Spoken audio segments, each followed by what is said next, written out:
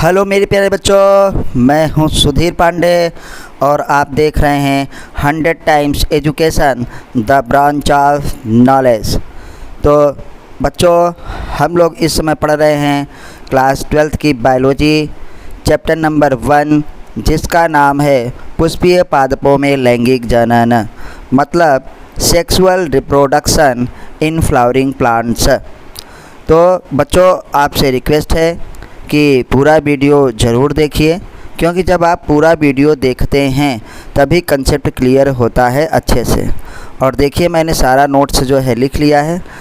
आज हम पढ़ने वाले हैं बहि प्रजनन युक्तियाँ, जिसे हम आउट ब्रीडिंग डिवाइसेस कहते हैं।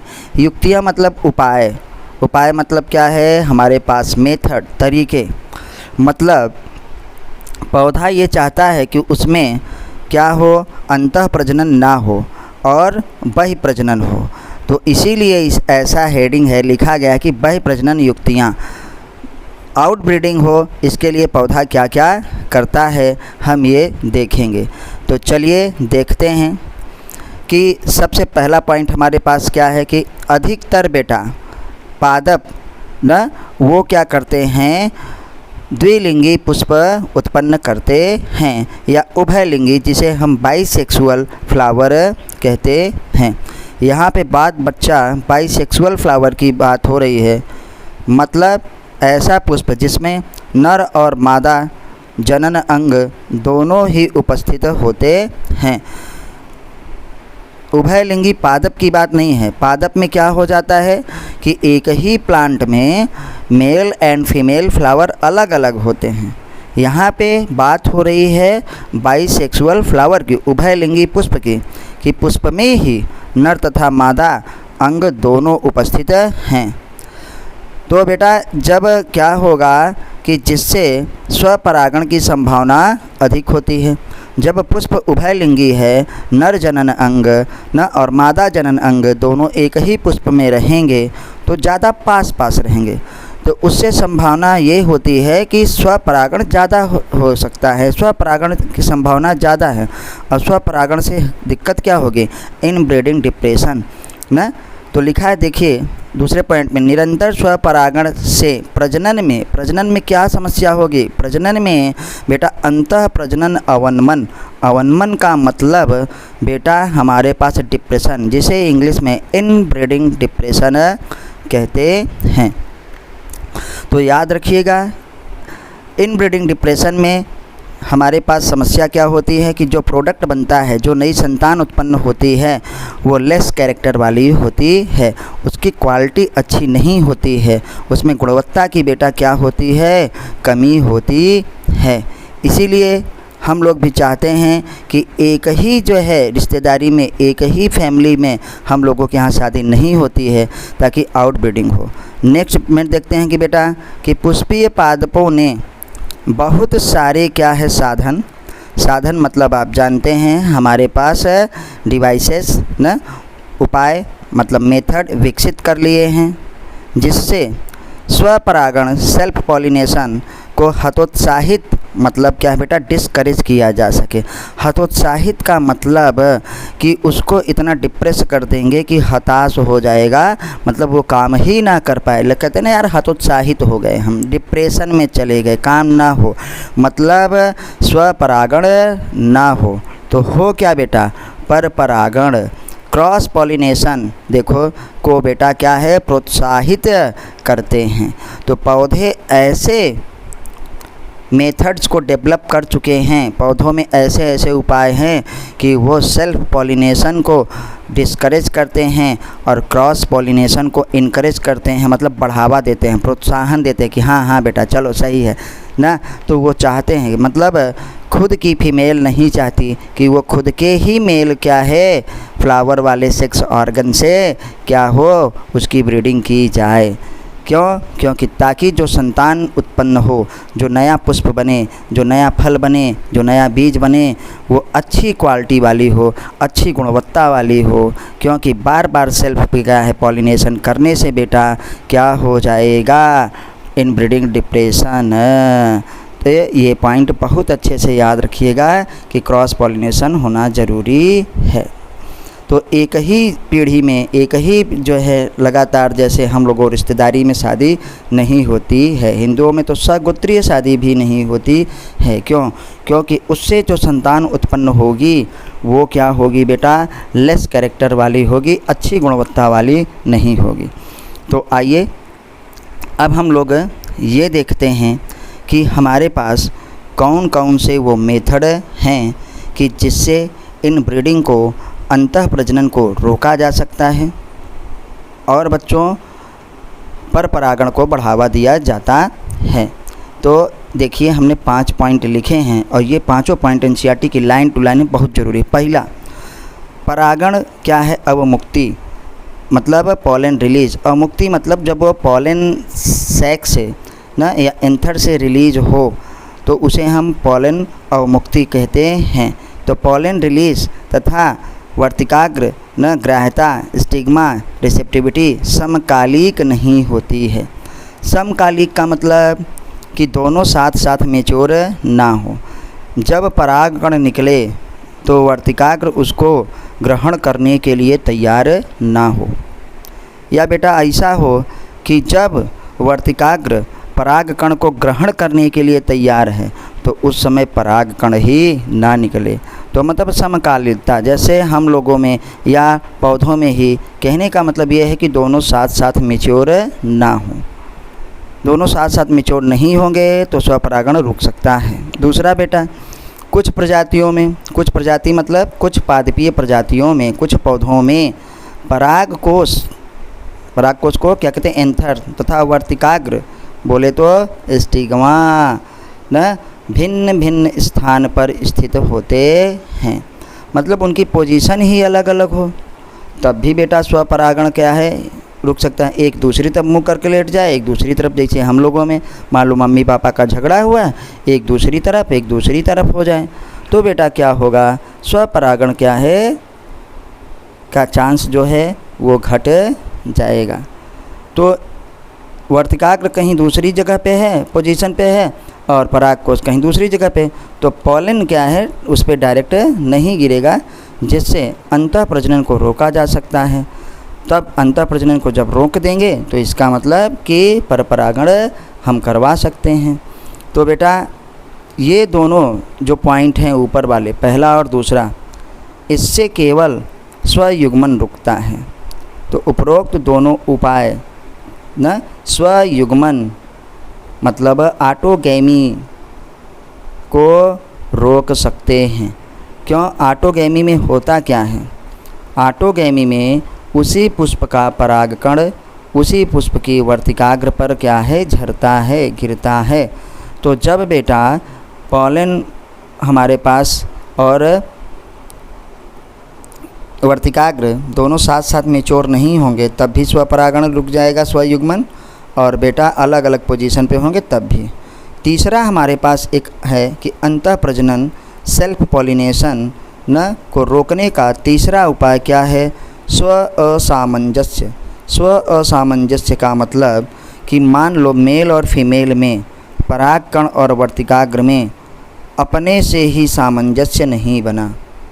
सामंजस्य मतलब कोऑर्डिनेशन, मतलब फीमेल के पास, स्त्री केसर के पास क्या होता है बेटा? क्षमता पाई जाती है कि वो मेल पॉलन को क्या कह दे? भैया मना कर दे जर्मिनेशन के लिए। तो स्व असामंजस्य को कहते हैं बेटा सेल्फ इनकम्पैबिलिटी। सेल्फ इनकम्पैबिलिटी का मतलब कि हम इनकम्पेटेबल हैं, हम क्या है इस समय रेडी नहीं हैं, हम तैयार नहीं हैं। तो न कि आपस में जैसे घर वाले तैयार हैं शादी ब्याह के लिए, लेकिन लड़का लड़की ही एक दूसरे को मना कर दें कि भैया ऐसा नहीं। तो ज़्यादातर क्या है पौधों में फीमेल के ही पास, वर्तिकाग्र के पास ये क्षमता पाई जाती है। तो यह स्वपरागण का न वंशानुगत क्रम है। वंशानुगत का मतलब हेरिडिटिक क्या है? प्रोसेस है, जेनेटिक प्रोसेस है, जिसमें जो वर्तिकाग्र आखिर मना क्यों करती है?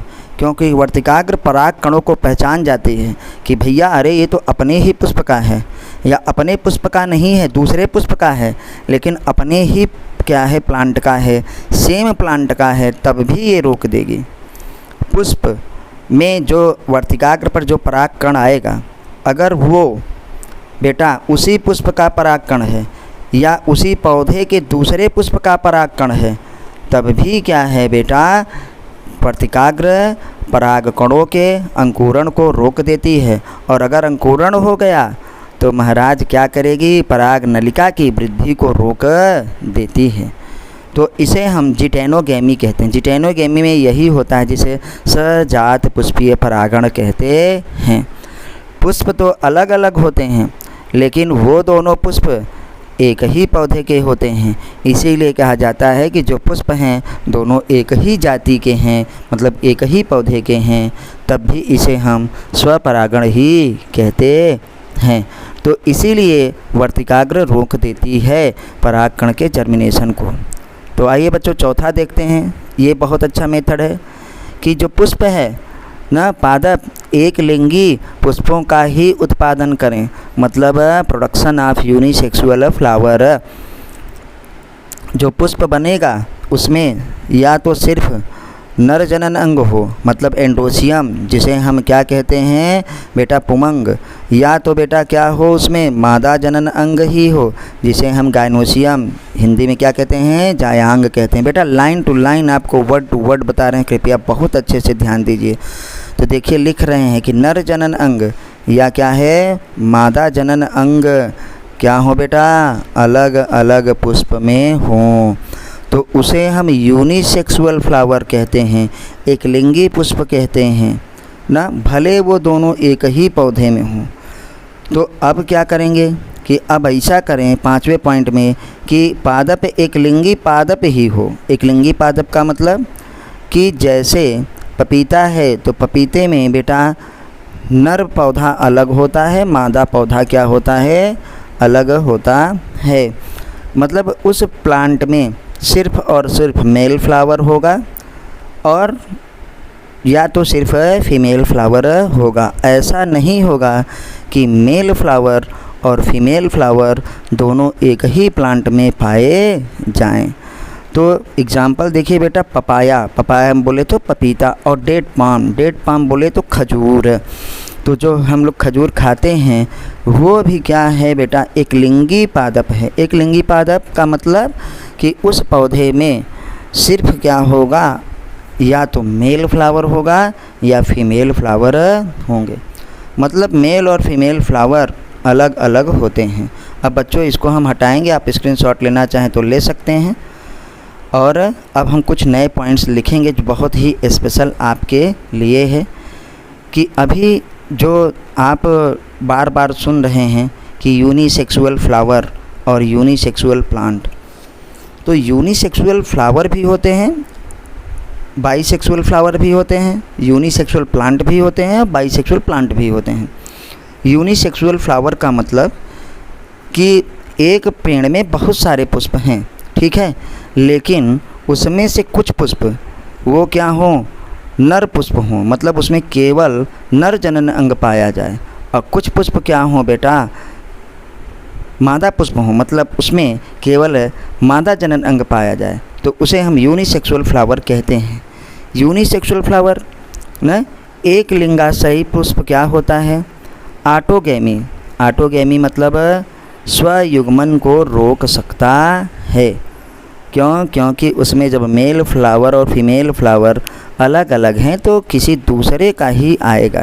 तो यूनिसेक्सुअल फ्लावर का एग्जाम्पल बेटा याद रखना, कैस्टर। कैस्टर मतलब जिसे हम अरंड या रेंडी कहते हैं, और मैज हमारे पास क्या है, मक्का। मैज मतलब हमारे पास है मक्का। तो जो कैस्टर और मैज है ये यूनिसेक्सुअल फ्लावर है, लेकिन प्लांट बाइसेक्सुअल है। एक ही पौधे में नर तथा मादा जो है पुष्प अलग अलग पाए जाते हैं। तो बेटा यहाँ पे लिखे हैं कि एक लिंगी क्या होते हैं, पुष्प इसमें पाए जाते हैं। कैस्टर और मैज में एनसीईआरटी का पॉइंट्स हैं, एनसीईआरटी के एग्जाम्पल हैं। एनसीईआरटी के एग्जाम्पल नोट्स आपको डेटा पूरा याद होना चाहिए।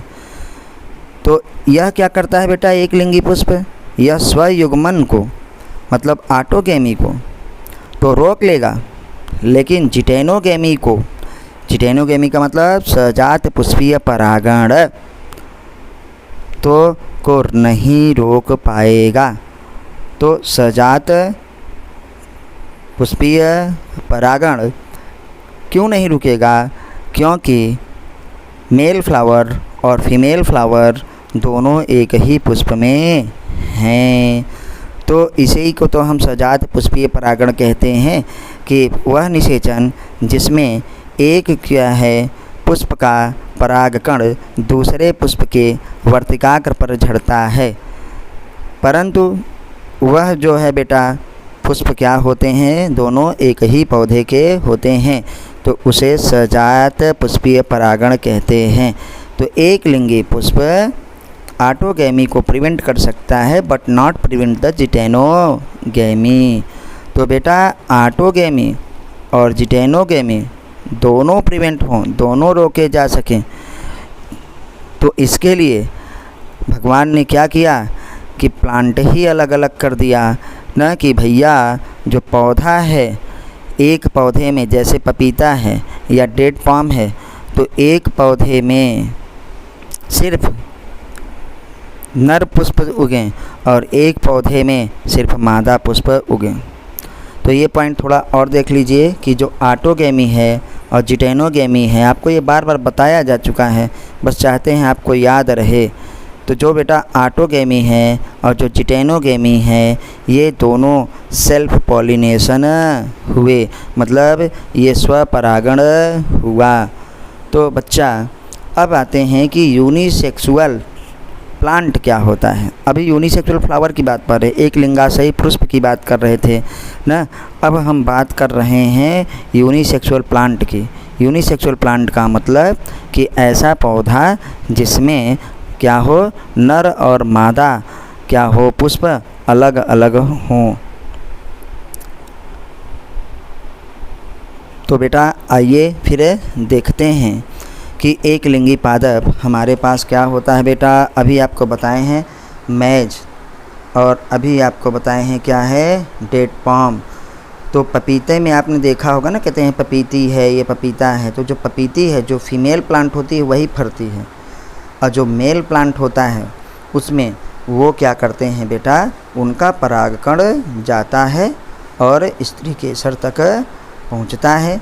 फिर स्त्री केसर में क्या होता है बेटा, वो पॉलन के जर्मिनेशन को क्या करती है, बढ़ावा देती है, पॉलन का जर्मिनेशन होता है और फिर काम आगे बढ़ता है। तो बेटा नर और मादा पादप अलग अलग होते हैं, जैसे पपाया और क्या है, डेट पाम, आप ज़रूर याद रखिएगा। तो बच्चों एनसीईआरटी की 100% लाइन है, तो चैनल को सब्सक्राइब ज़रूर करें, वीडियो को लाइक करिए, अपने दोस्तों के साथ भी शेयर करिए। तो देखिए हमारे पास लिख दे रहे हैं कि मेल प्लांट में क्या होगा, केवल मेल फ्लावर होगा, इसीलिए उसको मेल प्लांट कहते ही हैं, क्योंकि ऐसा पौधा जिसमें सिर्फ नर पुष्प हैं तो उसे मेल प्लांट। और फीमेल प्लांट बेटा उसे कहेंगे जिसमें सिर्फ और सिर्फ फीमेल फ्लावर हो, मतलब ऐसा फ्लावर जिसमें सिर्फ मादा जनन अंग हो। तो बेटा हम लोगों ने इसको देखिए बड़ी अच्छे से पढ़ लिया। आपसे रिक्वेस्ट है कि एनसीईआरटी ज़्यादा से ज़्यादा पढ़िए, तभी सिलेक्शन होगा। और हमारे नोट्स को पढ़िए, हमारे वीडियो को हम हिंदी में इसीलिए अच्छे से समझा रहे हैं कि ताकि आपको एनसीईआरटी अच्छे से समझ में आए। तो आइए बेटा कुछ अब हम नेक्स्ट देखते हैं। अब हम ये देखने वाले हैं कि जो हमारे पास MCQs हम आपको भेजते हैं, जो क्वेश्चन भेजते हैं, आप उसको ज़रूर से ज़रूर जो है सॉल्व किया करिए, आंसर दिया करिए। एनसीईआरटी खूब पढ़िए, ज़्यादा से ज़्यादा MCQs करिए, हमारी वीडियो को लाइक करिए, चैनल को सब्सक्राइब करिए बेटा। और हम लोग जो है फिर मिलते हैं अगली वीडियो पे, तब तक जो है नमस्ते, जय हिंद, जय भारत, वंदे मातरम।